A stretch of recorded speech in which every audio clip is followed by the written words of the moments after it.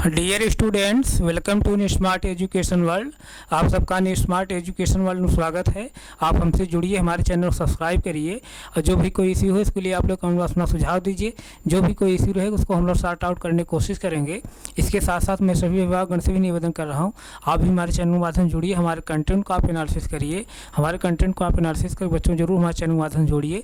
बच्चों को mobile provide कराएं ताकि जो भी कंटेंट हम लोग यहाँ पढ़ा रहे हैं बच्चे उसको आसानी से पढ़ सकें। इसके साथ साथ आप सब अपना सुझाव दीजिए, जो भी सुझाव आप सब देंगे उसको हम लोग फॉलो करते हुए यहाँ से और बेहतर से बेहतर कंटेंट प्रोवाइड करने की कोशिश करेंगे। तो प्यारे बच्चे, हम लोग पिछली क्लास क्या पढ़ रहे थे?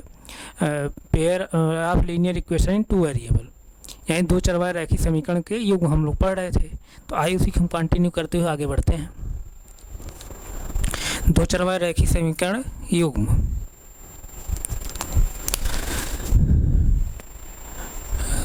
दो चर वाले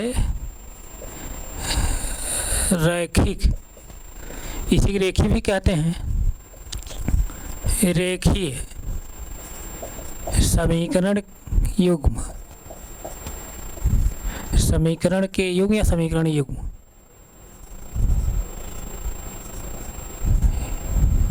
यानी pair of linear equation in two variable.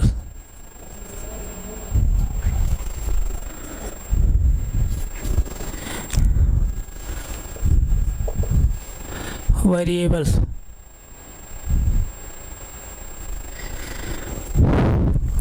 दो चरवाहे रैखिक समीकरण के युग्म, pair of linear equation in two variables. तो पिछली क्लास में हम लोग बच्चे क्या पढ़ रहे थे? जैसे हमको यहाँ क्या पढ़ना है, दो चरवाहे रैखिक समीकरण को दो समीकरण के माध्यम से एक साथ पढ़ना है। यानी दो चरवाहे रैखिक समीकरण रहेगा और दो समीकरण को एक ही साथ पढ़ना है। तो हम लोग अभी जो है हमारे जो सिलेबस में है यहाँ पर दो चरवाहा जो रैखिक समीकरण है यानी लीनियर इक्वेशन टू वेरिएबल है, और यानी दो चरवाहा रैखिक समीकरण को हम दो समीकरण के माध्यम से पढ़ेंगे। इस दो समीकरण के माध्यम से पढ़ने से पहले हम लोग जो है पिछली क्लास क्या पढ़ रहे थे?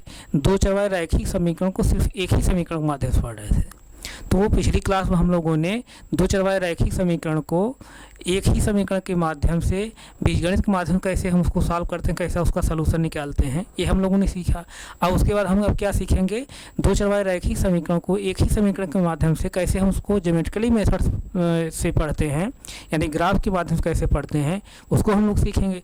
तो ग्राफ के माध्यम से जो है दो चरवाहे रैखिक समीकरण को पढ़ने के लिए हमको थोड़ा बहुत जो है कोऑर्डिनेट ज्योमेट्री की जानकारी होना ज़रूरी है। तो पिछली क्लास में हम लोगों ने जितना हमको जो है कोऑर्डिनेट ज्योमेट्री की ज़रूरत है ग्राफ बनाने के लिए, यानी दो चरवाहे रैखिक समीकरण को ज्योमेट्रिकली मेथड्स पढ़ने के लिए जितना कोऑर्डिनेट ज्योमेट्री की ज़रूरत है उतना हम लोग पिछली क्लास में कोऑर्डिनेट ज्योमेट्री पढ़े थे। तो आज हम लोग क्या पढ़ेंगे? अब दो चरवाहे रैखिक समीकरण को एक ही समीकरण के माध्यम से हम लोग उसको ज्योमेट्रिकली मेथड से कैसे सॉल्व किया जाता है, कैसे उसका सलूशन निकाला जाता है, उसको हम लोग देखेंगे। तो आप लोग क्लास 9th में ये सब पढ़े हैं, क्लास 9th में आप सब पढ़े हैं, लेकिन हो सकता है किसी बच्चे को जो है डाउट हो, कि आप सब कन्फ्यूजन हो, तो आप लोगों में इसको रिवाइज करते हुए थोड़ा सा मैं चल रहा हूँ ताकि आप लोगों को जो है कोई आप लोगों को डाउट न रहे। तो जो बच्चे आप लोग 9th पढ़े होंगे, जिनको आ रहा है कोई बात नहीं, जिनको नहीं आ रहा है जो है इस क्लास को देखें जो है। तो आप क्लास 9th पढ़े हैं, क्लास 9th को आप बुक थोड़ा सा जो है ओपन कर लीजिए। तो क्लास 9th के बुक से जो है हम दो चरवाहे रैखिक समीकरण को ग्राफ के माध्यम से जो है थोड़ा सा हम देखेंगे। यहाँ पर आप अपनी थोड़ा जो है 9th वाली बुक जैसे आप ओपन कर लीजिए, जैसे एक्सरसाइज जो है 4.3, एक्सरसाइज 4.3 ओपन करिए। तो वहाँ जो ग्राफ के माध्यम से आपको दो चरवाहे रैखिक समीकरणों को जो है सॉल्व करने के लिए बताया गया है। तो 4.3 ओपन करिए, मैं यहाँ पर जो है ओपन कर दे रहा हूँ, देख लीजिए।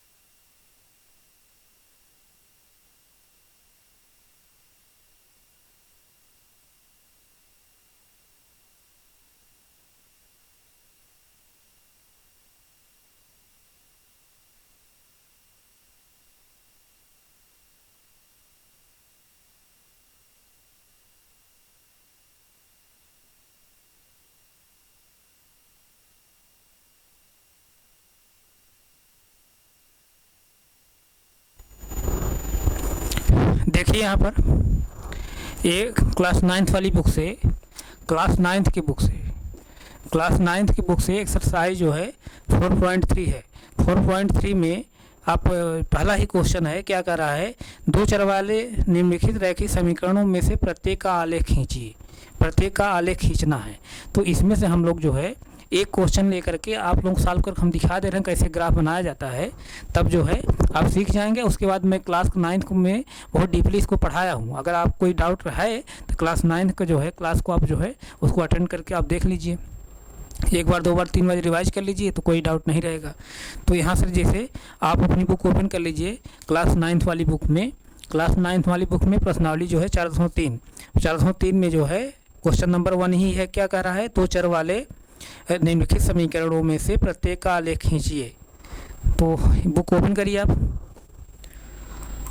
जैसे देखिए पहला ही क्वेश्चन है, पहला क्वेश्चन में पहला समीकरण क्या कह रहा है, पहले क्वेश्चन का पहला क्वेश्चन, पहले क्वेश्चन के पहला क्वेश्चन दिया है रोमन में, जैसे 1 2 रोमन में दिया है 1 2 3 4 इस तरह से दिया है। तो इसमें पहला जो है, पहले क्वेश्चन पहला क्वेश्चन क्या दिया है, x plus y equal to 4।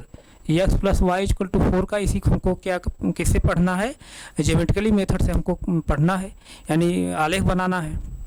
तो आइए हम लोग जो है इसका हम लोग आलेख बनाने का तरीका सीखते हैं, कैसे बनाया जाता है। जब तक ये सब तरीका आप नहीं समझे रहेंगे तब तक जो है आप जब दो चर वाले रैखिक समीकरण को दो समीकरण के माध्यम से जब हम पढ़ेंगे वहाँ भी ग्राफ बनाना पड़ेगा। पहले आपको ग्राफ मेथड से यानी ज्योमेट्रिकली मेथड से ही सॉल्व करने का सिलेबस दिया है। आपके सिलेबस में क्लास 10th में दो चर वाले रैखिक समीकरण को दो समीकरण के माध्यम से ज्योमेट्रिकली मेथड से ही सॉल्व करने के लिए पहले तरीका बताया है। तो जब तक ये तरीका हम नहीं मालूम रहेगा हमको आपको, तब जो है हम यहाँ जो है आप लोग सॉल्व करने में इसको दिक्कत होगी। तो आइए हम लोग जो है इस क्वेश्चन के माध्यम से हम लोग दो चर वाले रैखिक समीकरण को ज्योमेट्रिकल मेथड सॉल्व करने का तरीका हम लोग सीखते हैं। तो मैं इसका क्या बताया था पिछली क्लास में मैं क्या बताया था कि दो चर वाले रैखिक समीकरण के अनेक या अनंत या कई हल होते हैं। दो चर वाले रैखिक समीकरण के कई हल होते हैं, अनेक हल होते हैं, यानी या अनंत हल होते हैं। तो x और y के तमाम ऐसे मान होंगे जिस पर इक्वेशन क्या होगा, सेटिस्फाई होगा, यानी x और y तमाम ऐसे वैल्यू होंगी जिस पर इक्वेशन का बाएं पक्षदान पर समान होगा। और जिस वैल्यू के पर जो है x और y के जिस वैल्यू पर इक्वेशन का बाएं पक्षदान पर समान होगा वो x और y की वैल्यू क्या होंगी, इस इक्वेशन क्या होंगे, सोल्यूशन होंगे। तब x और y हम कैसी कौन कौन वैल्यू रखें, कैसे वैल्यू रखें, पता नहीं कौन कितनी वैल्यू हो सकती है, तो कौन वैल्यू हम कैसे रखेंगे। तो इसके लिए मैं एक तरीका बताया था आप लोगों को कि पहले जो है एक बार जो है आप x बराबर 0 कर लेंगे तो y कुछ वैल्यू निकल जाएगी। x बराबर जैसे 0 करेंगे तो इक्वेशन क्या हो जाएगा, एक चर वाले रैखिक समीकरण हो जाएगा, यानी linear equation in one variable हो जाएगा। एक चर वाले रैखिक समीकरण जब हो जाएगा तो हम वहाँ ट्रांसपोज करके पक्षांतर करके हम वेरिएबल को मान निकाल लेंगे। फिर इसी तरह y बराबर 0 करेंगे तो x कुछ वैल्यू निकलेगी, फिर x बराबर 1 लेंगे तो y कुछ वैल्यू निकलेगी, y बराबर 1 लेंगे तो x कुछ वैल्यू निकलेगी, x बराबर 2 लेंगे तो y कुछ वैल्यू निकलेगी, y बराबर 2 लेंगे तो x कुछ वैल्यू निकलेगी, x बराबर 3 लेंगे तो y कुछ वैल्यू निकलेगी, y बराबर 3 लेंगे तो x कुछ वैल्यू निकलेगी। इस तरह से हम कोऑर्डिनेट तमाम तैयार करेंगे और जो तमाम कोऑर्डिनेट हम तैयार करेंगे उन्हीं कोऑर्डिनेट को हम लोग जो है एक एक कोऑर्डिनेट जो है इस इक्वेशन में रख करके हम देखेंगे कि किस कोऑर्डिनेट के लिए इक्वेशन सेटिस्फाई हो रहा है। जिस कोऑर्डिनेट के लिए इक्वेशन सेटिस्फाई होगा, जितने कोऑर्डिनेट जो है इस इक्वेशन को सेटिस्फाई करेंगे तो वो सभी कोऑर्डिनेट क्या होंगे, इस इक्वेशन सोल्यूशन होंगे। और उन्हीं सोल्यूशन के माध्यम से हम जो है ग्राफ बनाएंगे। जब ग्राफ बनाएंगे तो जितने इस इक्वेशन के सोल्यूशन होंगे सभी जो है सोल्यूशन, सभी हल जो होंगे हमको एक सीधी रेखा प्राप्त होंगे। उसी तरह से ग्राफ बनता है। तो आइए हम लोग जो है इसके पहले हम कोऑर्डिनेट निकालते हैं कि कौन कौन से जो इसके हल हो सकते हैं। तो समीकरण जैसे क्या दिया है, समीकरण क्या दिया है यहाँ पर, x plus y equal to 4 दिया है, x plus y equal to 4 दिया है। तो एक बार जैसे हम क्या रख रहे हैं, x बराबर 0, x बराबर जब 0 रखिए बच्चे क्या आएगा यहाँ पर, x बराबर 0 रखिए, 0 प्लस वाई इक्वल टू 4, 0 में जो y ऐड करो क्या आएगा, y ही आएगा, यानी y इक्वल टू तो क्या आ गया 4। यह बराबर 0 लेने पर y की वैल्यू क्या आ रही है 4। अब y बराबर 0 एक बार ले लीजिए, y बराबर 0 लीजिए, देखिए क्या आता है, वाई वाला जब 0 लेंगे तो एक्स प्लस वाई पोजीशन क्या रखेंगे 0 इक्वल टू 4। तो एक्स में जब 0 ऐड करेंगे क्या आएगा, एक्स ही आएगा। तो यानी एक्स वैल्यू क्या निकल के आई यहाँ पर 4। यानी वाई वाला 0 लेने पर एक्स वैल्यू क्या निकल के आई 4। एक्स वाला 0 लिए हैं तो वाई वैल्यू क्या निकल के आई 4। यानी जो कोऑर्डिनेट हमको प्राप्त हुआ क्या 0 और 4। फिर जब ये वाई बराबर 0 लिए तो एक्स बराबर क्या रहा 4। यानी फिर कोऑर्डिनेट क्या प्राप्त हुआ 4 और 0, 4 और सॉरी हाँ 4 और 0, 4 और 0 दो कोऑर्डिनेट प्राप्त हो गए। किसी भी दो चरवाहे रैखिक समीकरण का ग्राफ बनाने के लिए कम से कम हमको उसके दो सलूशन जानने जरूरी हैं। जब तक हमको दो सलूशन उसका नहीं पता रहेगा तब तक हम लोग ग्राफ नहीं बना पाएंगे। ऐसा हम लोग जो है पढ़े हैं, क्लास 9 में हम पढ़ाए हैं। जो है आप वहाँ एक एक जो है वीडियो देख लीजिए, वहाँ पर किसी कोई बच्चे को डाउट नहीं रहेगा। तो और आइए हम लोग कोऑर्डिनेट कुछ निकाल लेते हैं। जैसे देखिए एक्स बराबर जैसे हम 1 ले रहे हैं, एक्स इक्वल टू 1 ले रहे हैं तो एक्स पोजीशन 1 रखिए।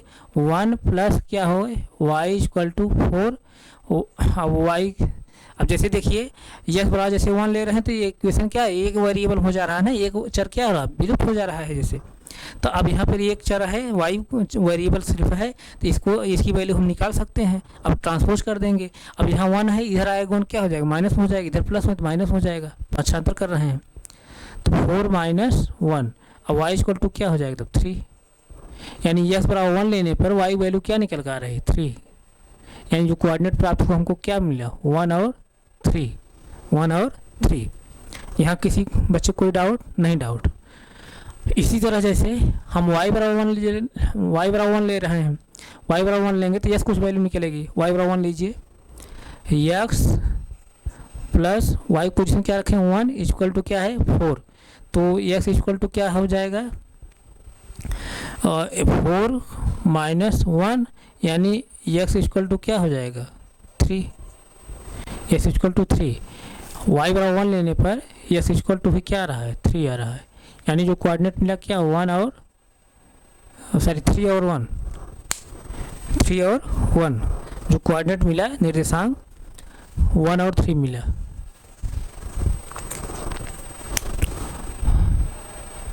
और 1 x इक्वल टू 1 और y equal to x equal to 3 y equal to 1, x equal to 3 y equal to 1। ये जो कोऑर्डिनेट है क्या है, जैसे ये x वैल्यू है भुज कोट अवशिषा आर्डिनेट, अवशिषा आर्डिनेट पिछली क्लास में बताया हूँ। अवशिषा क्या होता है, अवशिषा मतलब भुज मतलब x से चली गई दूरी, यानी x का मान, ये भुज है x का मान अवशिषा, और ये क्या है कोट है आर्डिनेट y से चली गई दूरी। पिछली क्लास में बताया हूँ कोऑर्डिनेट ज्योमेट्री जब बताया था। तो ये क्या है जो कोऑर्डिनेट है क्या है x और y वैल्यू, x और y वैल्यू, x और y वैल्यू, यानी भुज कोट। इस तरह से इतने कोऑर्डिनेट प्राप्त हुए हमको। और भी हम कोऑर्डिनेट निकाल सकते हैं, तमाम ऐसे कोऑर्डिनेट निकाल सकते हैं, लेकिन हमको ग्राफ बनाने के लिए सिर्फ 2 ही सोल्यूशन ज़रूरत है। 2 अगर सोल्यूशन हमको पता होगा तो हम ग्राफ बना लेंगे। तो आइए अब हम लोग जो है अब इनके जो है इन्हीं कोऑर्डिनेट के माध्यम से हम ग्राफ बनाते हैं। अब जब ग्राफ बनाएंगे, अगर जितने कोऑर्डिनेट हैं, जैसे 4 कोऑर्डिनेट मैं निकाला हूँ ना, 4 कोऑर्डिनेट जो हैं, जब हम ग्राफ बनाएंगे इन कोऑर्डिनेट के माध्यम से, तो जितने कोऑर्डिनेट इस इक्वेशन के सलूशन होंगे, सभी कोऑर्डिनेट हमको ग्राफ में एक सीधी रेखा मिलेंगे।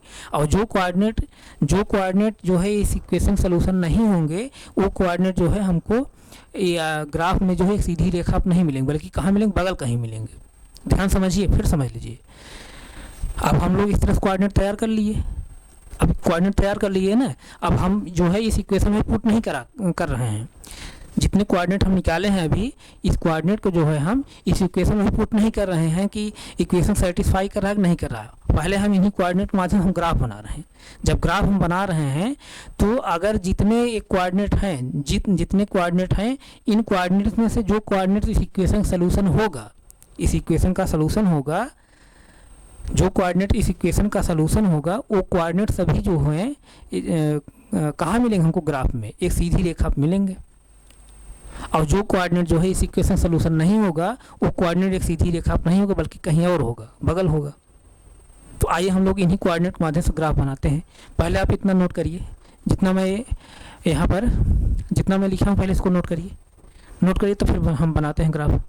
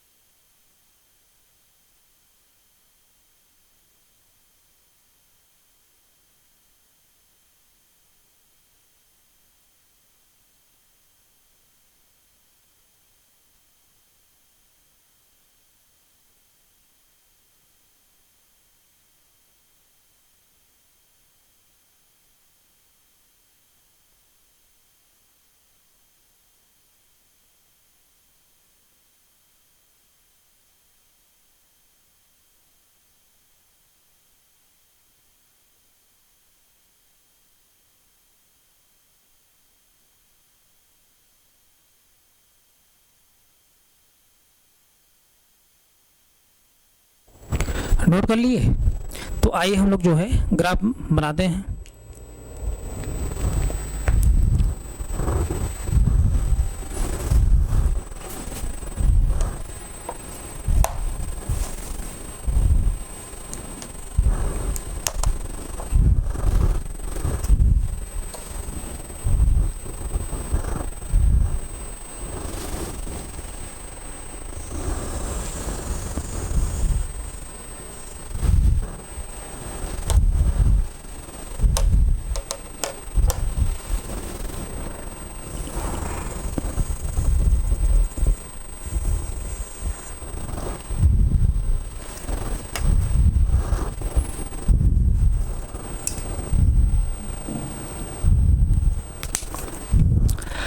अब हम जब ग्राफ बनाएंगे तो आप ग्राफ में जो आप 10 रुपये ग्राफ पेपर ले लीजिए।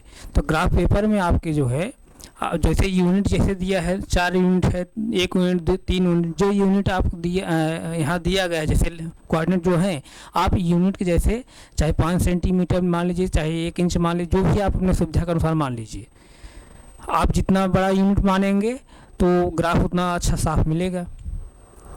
तो जैसे मैं यहाँ जो यूनिट में मान चल रहा हूँ, 1 इंच जो है मैं मान के चल रहा हूँ, 1 इंच, 1 यूनिट को 1 इंच में मान चल रहा हूँ।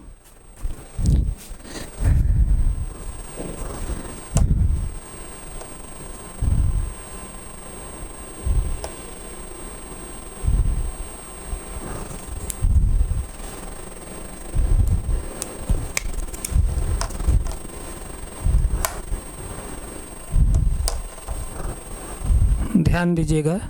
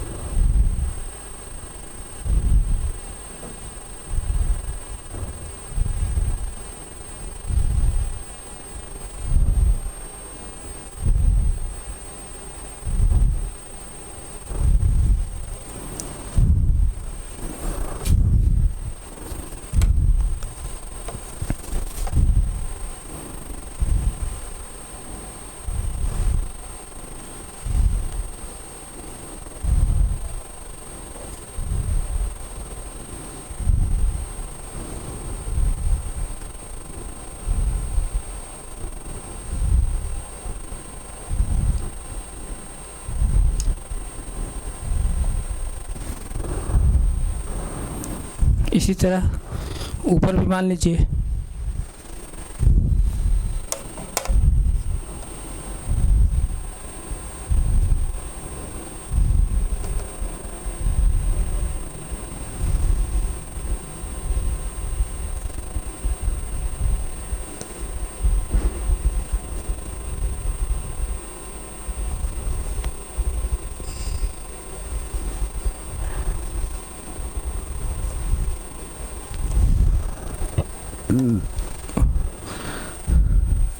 नीचे इसी तरह मान लीजिए आप।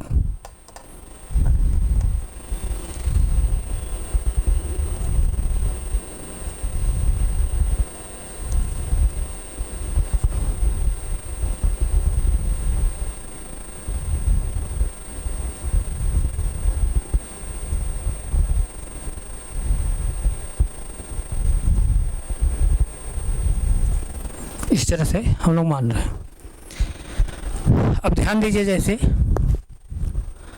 जैसे क्या है, अब एक ओरिजिन है। मैं पिछली क्लास बताया था जहाँ हॉरिजॉन्टल लाइन और वर्टिकल लाइन एक दूसरे के इंटरसेक्ट कर रही हैं, वो क्या होता है, ओरिजिन होता है, मूल बिंदु होता है। इसको हम ओस डिनोट करते हैं, किससे, ओ से। ओस डिनोट करते हैं ना, ओ से। यहाँ तक किसी कोई डाउट नहीं? डाउट है। अब जैसे देखिए, अब जो यूनिट हम माने हैं 1-1 इंच लेके चले हैं अपने हिसाब से हम। आप ग्राफ पेपर में चाहे जो भी मान लीजिए जिस तरह से। अब जैसे देखिए, अब यहाँ पर x अक्ष पर मूल बिंदु से जो है दाहिनी तरफ जो चली गई दूरी हो क्या होगी, धनात्मक होगी। तो जैसे यहाँ पर क्या है, a+1 होगा इस तरह से। जैसे ए वाला पॉइंट और ए वाला पॉइंट क्या है, a+2 है, +2 है। ये पॉइंट क्या है, +3 है इस तरह से। ए वाला पॉइंट क्या है, +4 है। जैसे ए वाला पॉइंट क्या है, +5 है इस तरह से। इसी तरह से मूल बिंदु से जो है बाईं तरफ जो दूरी होगी क्या होगी, x अक्ष पर निगेटिव होगी। यानी क्या हो जाएगा, ए वाला बिंदु क्या हो जाएगा, -1 हो जाएगा। ये क्या हो जाएगा, -2 हो जाएगा। ये क्या हो जाएगा, -3 हो जाएगा। ये क्या हो जाएगा, -4 हो जाएगा। ये क्या हो जाएगा, -5 हो जाएगा। इसी तरह से मूल बिंदु से जो है ऊपर y अक्ष चली गई जो दूरी होगी क्या होती है, धनात्मक होती है। तो ये क्या हो जाएगा, +1 होगा। जैसे ये पॉइंट क्या हो जाएगा, +2 हो जाएगा, +2। ये क्या हो जाएगा, +3 हो जाएगा। ये क्या हो जाएगा, +4 हो जाएगा। ये क्या हो जाएगा, +5। इस तरह से हम लिए हैं। यहाँ तक किसी कोई डाउट नहीं? डाउट है ना।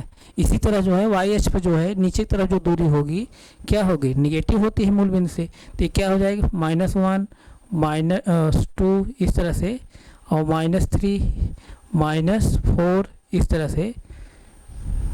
-1 -2 -3 -4 यहाँ पर होगा। ये -5 है। ये वाला पॉइंट क्या है, -5 है।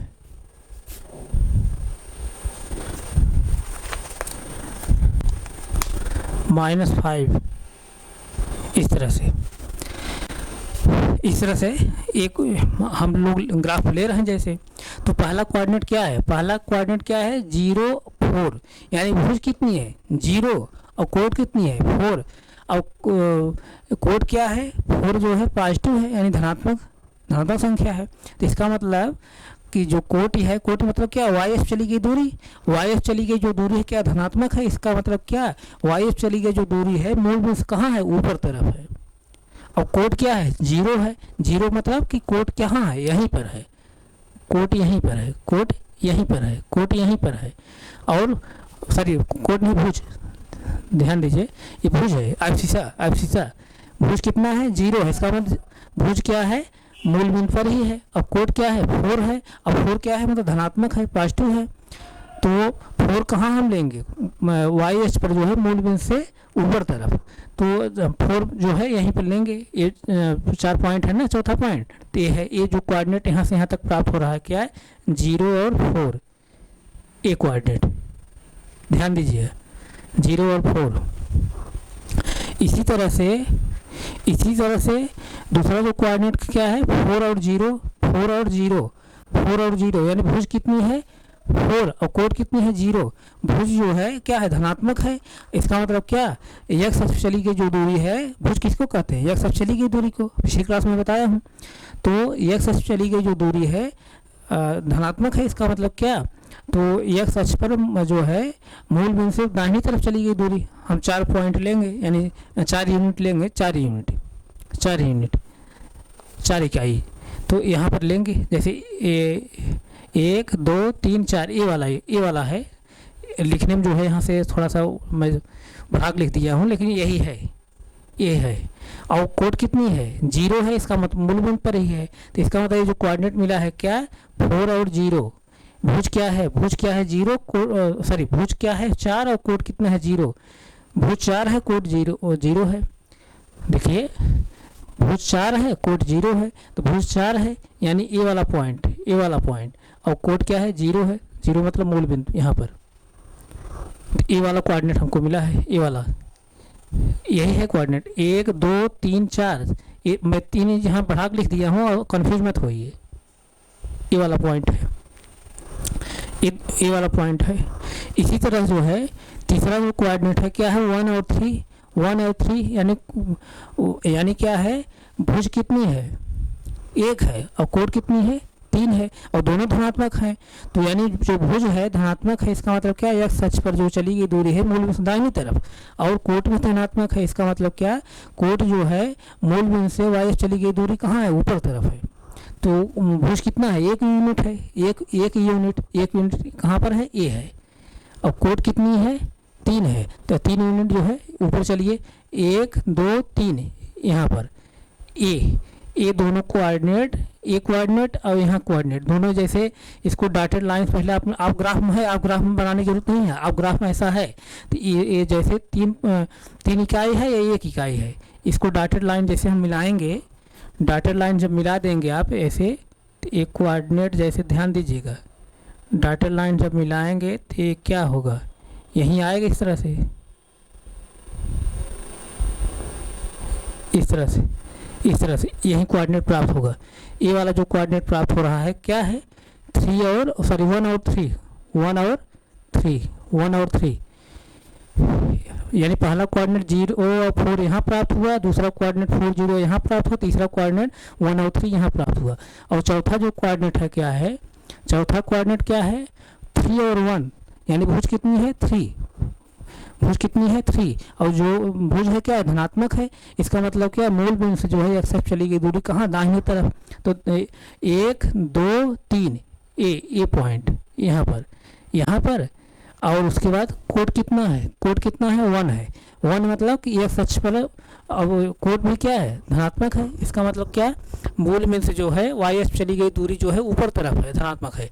इसका मतलब कि ए पॉइंट और ए पॉइंट, वाई अक्ष पर 1 इकाई और एक्स अक्ष पर 3 इकाई। तो इसको डॉटेड लाइन आप मिलाइए, डॉटेड लाइन जब मिलाएंगे तो यहाँ से 3 इकाई एक्स अक्ष पर है, तो ये वाला इधर से जब मिलाएंगे तो यहीं आगे दोनों मिलेगा ये पॉइंट। तो एक कोऑर्डिनेट यहाँ क्या मिल रहा है, एक कोऑर्डिनेट क्या मिल रहा है यहाँ पर 3 और 1। अब इन्हीं जो कोऑर्डिनेट मिल रहे हैं, ए वाला कोऑर्डिनेट, ए कोऑर्डिनेट, ए कोऑर्डिनेट, ए कोऑर्डिनेट, ए कोऑर्डिनेट, चारों कोऑर्डिनेट यही मिल रहे हैं। चारों कोऑर्डिनेट के माध्यम से अब हम जो है ग्राफ बनाएंगे। अब ग्राफ जब बनाएंगे देखते हैं हम चारों कोऑर्डिनेट जो है एक सीधी रेखा मिल रहे हैं नहीं मिल रहे हैं। अगर चारों कोऑर्डिनेट एक सीधी रेखा मिल जाएंगे तो चारों कोऑर्डिनेट क्या होंगे, इस इक्वेशन क्या होंगे, सोल्यूशन होंगे। यहाँ तक किसी बच्चे कोई डाउट नहीं, डाउट ना? तो आइए हम लोग देखते हैं।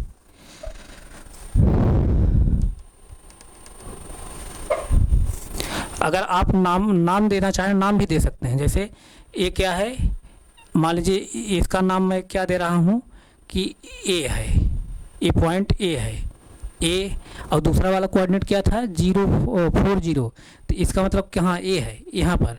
इसको हम जैसे बी मान ले रहे हैं, बी कोऑर्डिनेट। और तीसरा क्या है, 1 3 एक कोऑर्डिनेट क्या हो जाएगा सी, सपोज दैट। और फिर चौथा क्या है 3 1 ए क्या है डी। इस तरह से आप चाहे आप नाम भी दे सकते हैं। तो अब यहीं से खींच लीजिए सब। अब देखिए ध्यान दीजिएगा, एक पहला कोऑर्डिनेट यहाँ पर है, दूसरा कोऑर्डिनेट यहाँ पर है, तीसरा कोऑर्डिनेट यहाँ पर है, तीसरा कोऑर्डिनेट यहाँ पर है, चौथा कोऑर्डिनेट यहाँ पर है। तो सभी कोऑर्डिनेट के माध्यम से जो है हम ग्राफ खींचने की कोशिश कर रहे हैं। अब देखते हैं कि कौन कौन से जो है कोऑर्डिनेट जो है सीधी रेखा पाते हैं। तो अब जैसे देखिए यहीं से पहला पॉइंट मैं यहाँ ले रहा हूँ और लास्ट वाला पॉइंट यहाँ ले रहा हूँ।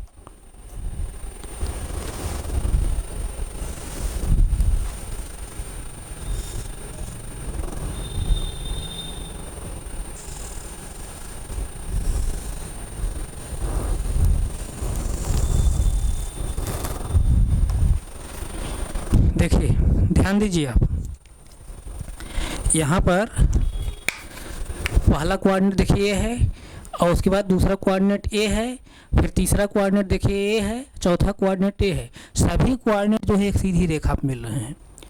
जितने भी हम कोऑर्डिनेट निकाले हैं सभी के सभी कोऑर्डिनेट एक सीधी रेखा पर मिल रहे हैं, एक स्ट्रेट लाइन पर मिल रहे हैं। और सभी रेखा जो है सभी कोऑर्डिनेट एक सीधी रेखा पर मिल रहे हैं। इसका मतलब क्या, सभी कोऑर्डिनेट जब एक सीधी रेखा मिल रहे हैं तो इसका मतलब सभी कोऑर्डिनेट क्या है, इस इक्वेशन क्या है, सलूशन है, हल है। और इसीलिए जो है जब जितने कोऑर्डिनेट जो है एक सीधी रेखा प्राप्त होते हैं, यानी दो चरवाहा रैखिक समीकरण जितने सलूशन होते हैं वो सभी जो है एक सीधी रेखा प्राप्त होते हैं। इसीलिए दो चरवाहा समीकरण को हम दो चरवाहा रैखिक समीकरण कहते हैं। इसीलिए कहते हैं क्योंकि इनके दो चरवाहा रैखिक समीकरण के माध्यम से जब हम ग्राफ ड्रा करते हैं तो इनके जितने सलूशन होते हैं सभी एक हमको सीधी रेखा प्राप्त होते हैं। तो ये चारों कोऑर्डिनेट देखिए हमको एक सीधी रेखा मिल रहे हैं। पहला कोऑर्डिनेट ए है, दूसरा कोऑर्डिनेट ए है, तीसरा कोऑर्डिनेट ए है, चौथा कोऑर्डिनेट ए है। आप 10 रुपये ग्राफ पेपर लीजिए, ग्राफ पर जो है आप स्केल का और पेंसिल के माध्यम से रबड़ ले करके एक स्केल ले लीजिए, एक रबड़ ले लीजिए और एक ग्राफ पेपर ले लीजिए। आप वहाँ से जिस तरह से मैं बताया हूँ मेथड, उसी मेथड से जो है आप एकदम साफ ग्राफ बनाइए, तब वहाँ समझ में आएगा। यहाँ मैं बोर्ड बनाने की कोशिश कर रहा हूँ तब भी बहुत अच्छा ग्राफ बना है, ऐसा नहीं है। तो यहाँ जो है यहाँ हम लोग जितने कोऑर्डिनेट निकाले हैं चारों कोऑर्डिनेट जो है सभी जो है एक सीधी रेखा मिल रहे हैं। इसका मतलब क्या है, सभी के सभी कोऑर्डिनेट क्या है, तब इस इक्वेशन क्या है, सलूशन है। यहाँ तक किसी को कोई डाउट? तो अब जब सभी कोऑर्डिनेट जो है हमको एक सीधी रेखा मिल रहे हैं, इसका मतलब तो अब एक सभी जो है इस कोऑर्डिनेट क्या सभी कोऑर्डिनेट जो है इस इक्वेशन सलूशन है। तो आइए हम लोग जो है इसको सभी कोऑर्डिनेट जो है इस इक्वेशन पुट करके देख लें क्या ये सभी कोऑर्डिनेट को रखने पर जो है इक्वेशन का बाएं पास दाएं पास समान हो रहा है। अगर बाएं पास दाएं पास समान हो रहा है इसका मतलब वाकई में तब सलूशन है। इसका मतलब कि ये सही ग्राफ हम लोगों का है। आइए चेक कर लीजिए। तो कहने का मतलब जो चारों कोऑर्डिनेट के माध्यम से हम लोग ग्राफ बनाए हैं और चारों कोऑर्डिनेट सभी एक सीधी रेखा मिले हैं, तो इसका मतलब 100% सत्य हो गया कि सभी कोऑर्डिनेट जो है इस इक्वेशन सलूशन है। अगर आपको विश्वास नहीं हो, अपने आंसर की जांच करना चाह रहे हो क्या ये सही है गलत है, आप सभी कोऑर्डिनेट जो है इस इक्वेशन में आप पुट कर देख लीजिए, तो आप देखेंगे इक्वेशन का बाएं पास दाएं पास समान होगा। आइए हम लोग इसको आप नोट किए होंगे ना, नोट किए होंगे? नहीं नोट किए, नोट कर लीजिए, नोट करिए। मैं जो है उसको नोट कर लीजिए।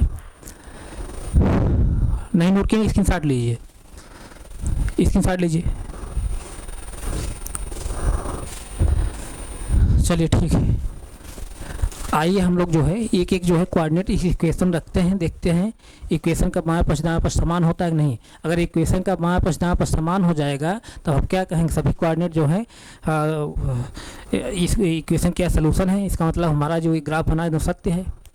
जैसे देखिए इक्वेशन क्या है, x + y = क्या है 4 है। पहला कोऑर्डिनेट क्या है, x = 0 और y = 4, यानी x वैल्यू क्या है 0, y की वैल्यू क्या है 4 है। यानी कोऑर्डिनेट जो है x और कोऑर्डिनेट जो है 0 और 4 है। इसका मतलब क्या, भुज कोड मतलब कि x और y का मान इस तरह से x = 0 y = 4 तो रखिए। इसमें x = 0 y = 4 रखिए।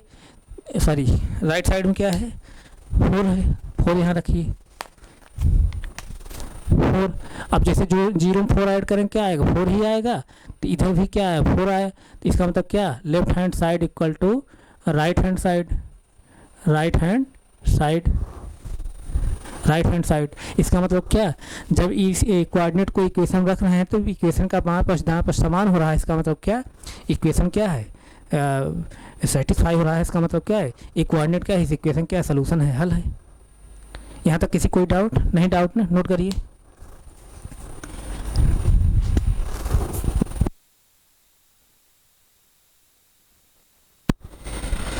आइए हम लोग दूसरा कोऑर्डिनेट रखते हैं।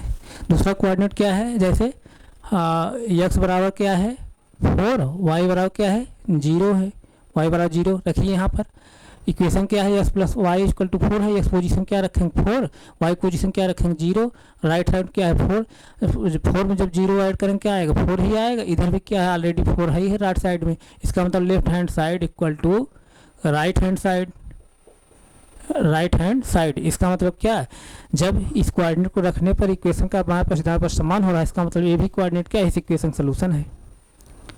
यहाँ किसी बच्चे कोई डाउट नहीं, डाउट ना। इसी तरह जो है हम तीसरा कोऑर्डिनेट रख ले रहे हैं। तीसरा कोऑर्डिनेट क्या है, x इक्वल टू क्या है 1, y इक्वल टू क्या है 3 रखिए। यहाँ पर x पोजीशन क्या रखेंगे 1, y पोजीशन क्या रखेंगे 3, y पोजीशन क्या रखेंगे 3, y पोजीशन क्या रखेंगे 3 रखेंगे, y पोजीशन पर 3, y पोजीशन पर 3 रखेंगे। तो राइट साइड में क्या है 4 है, तो 3 और 1 जब ऐड करें क्या आएगा 4, और इधर क्या ऑलरेडी 4 है। इसका मतलब क्या, left hand side equal to क्या, राइट हैंड साइड। यानी इसका मतलब क्या है, इस कोऑर्डिनेट को जब इक्वेशन हम पुट कर रहे हैं तो इक्वेशन का बाएं पक्ष दाएं पक्ष समान हो रहा है। इसका मतलब क्या, ये जो कोऑर्डिनेट है क्या है, इस इक्वेशन क्या है, सोल्यूशन है, हल है। यानी x और y का ये मान क्या है, इस इक्वेशन क्या है, सोल्यूशन है, हल है। इसी तरह चौथा कोऑर्डिनेट हम लोग रख कर ले रहे हैं। चौथा कोऑर्डिनेट क्या है, x इक्वल टू क्या है 3, y इक्वल टू क्या है 1 है। इक्वेशन रखिए, x पोजीशन क्या रखेंगे 3, y पोजीशन क्या रखेंगे 1 इक्वल टू 4 है राइट साइड में। 3 और 1 जब ऐड करें क्या आएगा 4 आएगा, राइट साइड में 4 है। तो left hand side equal to क्या, राइट हैंड साइड। यानी इस कोऑर्डिनेट को रखने पर इक्वेशन में इक्वेशन का बाएं पक्ष दाएं पक्ष समान हो रहा है। इसका मतलब क्या, एक कोऑर्डिनेट क्या है, इस इक्वेशन का सोल्यूशन है। इसका मतलब क्या, इसका मतलब हम जो ग्राफ अपना चेक करना चाह रहे हैं कि जो चारों कोऑर्डिनेट हमको ग्राफ में एक सीधी रेखा प्राप्त हुए हैं, इसका मतलब ग्राफ के माध्यम से तो कन्फर्म हो गया, ग्राफ के माध्यम से तो कन्फर्म हो गया, 100% कन्फर्म हो गया कि सभी कोऑर्डिनेट जो है इस इक्वेशन सोल्यूशन है। क्यों है, क्योंकि सभी कोऑर्डिनेट हमको एक सीधी रेखा मिले हैं, तो इसलिए जो है इस इक्वेशन सोल्यूशन होंगे। तो अगर आप अपने आंसर की जाँच करना चाह रहे हो तो अब सभी कोऑर्डिनेट जो है आप इस इक्वेशन में रख दीजिए। सभी इक्वेशन हमने एक एक करके रखा, सभी इक्वेशन के माध्यम से इक्वेशन का बाएं पक्ष दाएं पक्ष समान हो रहा था। इसका मतलब क्या, सभी के सभी कोऑर्डिनेट जितना हम लोग निकाले हैं सभी इस इक्वेशन क्या है, सोल्यूशन है। तो यही तरीका है, यही जो है ज्योमेट्रिकली मेथड से जो है दो चरवाहे रैखिक समीकरण को सॉल्व करने का तरीका यही है। यहाँ तरीका यही है कि जब दो चरवाहे रैखिक समीकरण को हम इस तरह, जैसे हम अभी बताए थे कि दो चरवाहे रैखिक समीकरण का आप कोऑर्डिनेट इस तरह तैयार कर लेंगे। कोऑर्डिनेट तैयार करके जो है आप उसी कोऑर्डिनेट के माध्यम से आप ग्राफ ड्रा करेंगे। जब ग्राफ आप ड्रा करेंगे, जितने जो है कोऑर्डिनेट एक सीधी रेखा आप मिलेंगे वो सभी के सभी कोऑर्डिनेट क्या होंगे, दिए गए दो चरवाहे रैखिक समीकरण क्या होंगे, सोल्यूशन होंगे, हल होंगे। तो अभी हम लोग जो है एक इसी क्वेश्चन के माध्यम से हम लोग इस तरह कोऑर्डिनेट अभी निकाले हैं। कोऑर्डिनेट निकाल करके हम ग्राफ ड्रा किए, सभी कोऑर्डिनेट हमको एक सीधी रेखा मिल गए। इसका मतलब क्या, जितने कोऑर्डिनेट एक सीधी रेखा मिले हैं, इसका मतलब क्या, वो सभी के सभी कोऑर्डिनेट इस इक्वेशन का सोल्यूशन है। अगर आपको आंसर की जांच करना है तो आप सभी कोऑर्डिनेट को जो है एक एक करके इस इक्वेशन पुट कर दीजिए। अगर इक्वेशन का बाएं पक्ष दाएं पक्ष जो है सभी कोऑर्डिनेट समान होगा तो सभी कोऑर्डिनेट क्या होंगे, इस इक्वेशन के सोल्यूशन होंगे। और जिस वैल्यू पर, जिस कोऑर्डिनेट पर जो है इक्वेशन का बाएं पक्ष दाएं पक्ष समान नहीं होगा, वो कोऑर्डिनेट क्या होंगे, इस इक्वेशन के सोल्यूशन नहीं होंगे। और यहाँ पर अगर जो कोऑर्डिनेट यहाँ पर एक सीधी रेखा नहीं मिला होता, कहीं बगल अगल मिला होता, तो कोऑर्डिनेट क्या होता, इस इक्वेशन सोल्यूशन नहीं होता। तो इसका मतलब यही कि दो चरवाहे रैखिक समीकरण को हम लोग ग्राफ के माध्यम से सॉल्व करेंगे। इसी तरह जो है कोऑर्डिनेट निकालेंगे, कोऑर्डिनेट के माध्यम से हम ग्राफ तैयार करेंगे। जितने सोल्यूशन होंगे, जितने कोऑर्डिनेट जो है इस इक्वेशन सोल्यूशन होंगे, सभी कोऑर्डिनेट जो है हमको एक सीधी रेखा प्राप्त होंगे। और जो कोऑर्डिनेट जो है एक सीधी रेखा नहीं प्राप्त होंगे, वो कोऑर्डिनेट क्या होंगे, इस इक्वेशन सोल्यूशन नहीं होंगे। तो हम जो है अभी कोऑर्डिनेट निकाले इस इक्वेशन के माध्यम, सभी कोऑर्डिनेट जो है हमको सीधी रेखा मिले हैं। इसका मतलब 100% सत्य हो गया कि ये सभी कोऑर्डिनेट जो है इस इक्वेशन सोल्यूशन है। लेकिन आप लोगों को मैं विश्वास दिलाने के लिए मैं आंसर की अपनी जांच भी किया। आंसर जांच में कैसे किया कि सभी कोऑर्डिनेट में एक एक करके इस इक्वेशन में पुट किया। अगर इक्वेशन का बाएं पक्ष दाएं पक्ष सभी कोऑर्डिनेट समान हो जा रहा है, तब हम क्या कहेंगे कि इक्वेशन जो तब हम क्या कहेंगे, सभी कोऑर्डिनेट इस इक्वेशन सोल्यूशन है। तो मैं जब इस कोऑर्डिनेट को बारी बारी से इक्वेशन में रखा तो सभी कोऑर्डिनेट के माध्यम से इक्वेशन का बाएं पक्ष दाएं पक्ष समान हो रहा था। इसका मतलब क्या, सभी कोऑर्डिनेट क्या है, इस इक्वेशन सोल्यूशन है। हमारे आंसर की जांच हो गई। और यहाँ से ऑलरेडी हम ग्राफ से पहले से ही पता चल रहा है कि सभी कोऑर्डिनेट जब एक सीधी रेखा मिल रहे हैं तो इसका मतलब सभी कोऑर्डिनेट क्या है, इस इक्वेशन सोल्यूशन है। तो दो चरवाहे रैखिक समीकरण को ग्राफ के माध्यम से या ज्योमेट्रिकली मेथड से यानी ज्यामितीय तरीके से या ज्यामितीय विधि से पढ़ने का तरीका यही है जो तरीका मैं अभी बताया हूँ। तो इस तरीक़ों को जो है आप लोग 9th में पढ़े हैं। किसी बच्चे कोई डाउट है तो उसको मैं यहाँ पर रिवाइज कर दिया। अगर और भी कोई डाउट बचा है तो इस क्लास को जो है आप देखेंगे ही देखेंगे। उसके साथ साथ 9th में बहुत डीपली पढ़ाया हूँ, क्लास 9th में दो चरवाहे रैखिक समीकरण को। वहाँ आप एक एक वीडियो आप देख लीजिए। दो चरवाहे रैखिक समीकरण कोई डाउट बचेगा ही नहीं। और मैं आप लोगों को विश्वास दिला रहा हूँ जिस तरह से हम दो चरवाहे रैखिक समीकरण के यहाँ पढ़ा रहे हैं, आप जो है आप ऑनलाइन क्लास में देख लीजिए, ऑफलाइन भी क्लास में आप देख लीजिए। तमाम कोचिंग वाले तमाम टीचर पढ़ा रहे हैं, ऑफलाइन में भी ऑनलाइन भी। कोई जो है दो चरवाहे रैखिक समीकरण को ग्राफ के माध्यम से बताने की कोशिश नहीं करते हैं। थोड़ा इधर उधर बता करके खाली बस बच्चों को कहते हैं कि यार ये छोड़िए, इसको परीक्षा में नहीं पूछेगा, या पूछेगा तो अथवा करके रहेगा, उसको छोड़ दीजिए, दूसरा करिएगा। लेकिन जब तक आप ग्राफ के माध्यम से दो चरवाहे रैखिक समीकरण को आप समझेंगे नहीं, तब तक आप जो है दो चरवाहे रैखिक समीकरण में सही से उसका कंसेप्ट ही नहीं समझ पाएंगे कि दो चरवाहे रैखिक समीकरण है क्या। तो दो चरवाहे रैखिक समीकरण को हम जो है ग्राफ के माध्यम से यहाँ बता दिए। अब हमको यहाँ जो हम पढ़ेंगे अपने सिलेबस जो है क्लास 10th के सिलेबस में यही है, दो चरवाहे रैखिक समीकरण को दो समीकरण के माध्यम से हमको पढ़ना है। तो पहले हमको जो है ज्योमेट्रिकली मेथड से ही पढ़ना है। जब तक ये नहीं आएगा आप जो है वहाँ पर एक कदम आगे नहीं चल पाएंगे। यही दो चरवाहे रैखिक समीकरण दो समीकरण के माध्यम जो हमको पढ़ना है क्लास 9th में क्लास 10th में, ये दो चरवाहे रैखिक समीकरण का युग जो पढ़ना है, यानी इसका मतलब दो चरवाहे रैखिक समीकरण को दो समीकरण के माध्यम जो पढ़ना है पहले ज्योमेट्रिकली मेथड से पढ़ना है, यानी ज्यामितीय विधि से ही पढ़ना है। तो जब तक ये सब आपको जानकारी नहीं रहे तब तक आप जो है कोई भी क्वेश्चन वहाँ सॉल्व नहीं कर पाएंगे। तो आपको ये सब समझ में आया होगा। अगर कोई डाउट है आप जो है इस क्लास को एक बार दो बार तीन बार रिवाइज करके देख लीजिए। और ये क्लास 9th में भी मैं बहुत डीपली पढ़ा हूँ दो चरवाहे रैखिक समीकरण को, वहाँ ज्योमेट्रिकली मेथड से भी पढ़ा हूँ, अलजेब्रिक मेथड से भी पढ़ा हूँ। तो आप एक एक वीडियो वहाँ से दो बार तीन बार चार बार रिवाइज करके देख लेंगे तो आप कोई डाउट नहीं बचेगा। अगर उसके बाद भी कोई डाउट अगर आप बच रहा है तो अपने डाउट को हमारे कमेंट बॉक्स आप डालिए। जो भी डाउट रहे उसको हम लोग अगली क्लास में रिवाइज करते हैं, फिर पुनः आगे बढ़ेंगे।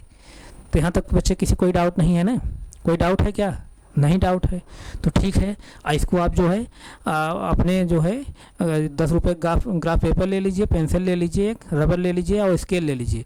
आप जैसे हम यहाँ ग्राफ बनाए हैं उसी तरह से एक बार दो बार तीन बार चार बार ग्राफ बनाकर आप अपना प्रैक्टिस कर लीजिए। तब जो है अगली क्लास में हम दो चरवाहे रैखिक समीकरण को दो समीकरण के माध्यम से ज्योमेट्रिकली मेथड से जैसे आपको सिलेबस दिया है उसको हम पढ़ेंगे।